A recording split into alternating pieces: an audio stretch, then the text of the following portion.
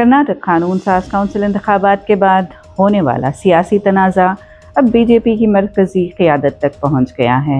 Opposition leader are Ashoka ने नई दिल्ली में पार्टी क़यादत से मुलाकात के बाद कहा कि मुबैना क्रॉस वोटिंग के मामले में तादेबी कार्रवाई शुरू कर दी गई है।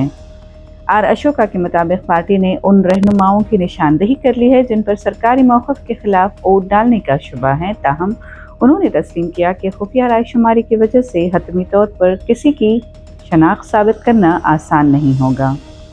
तहक़ीक़ात के लिए कर्नाटक बीजेपी ने सी.टी. रवि, एन. महेश और महेश तेंगनकाई पर मुश्तमिल 3 रुकनी कमेटी तश्कील दी है। कमेटी को 25 जून तक अपनी रिपोर्ट पेश करने की हिदायत दी गई है। 18 जून को होने वाले इंतखाबात में कांग्रेस ने 7 में से 5 नशिस्तें जीतकर सबको हैरान कर दिया था। हालांकि इसके पास सिर्फ 4 नशिस्तों के लिए मतलूबा अदद ताकत थी। बीजेपी ने 2 नशिस्तें हासिल कीं, जबकि जेडीएस अपनी वाहिद नशिस्त भी जीतने में नाकाम रही। कांग्रेस को मजमूई तौर पर 151 वोट मिले, जो मुतवक्का तादाद से 11 ज़्यादा थे, जिसके बाद बीजेपी और जेडीएस ने क्रॉस वोटिंग के इल्ज़ाम आयद किए।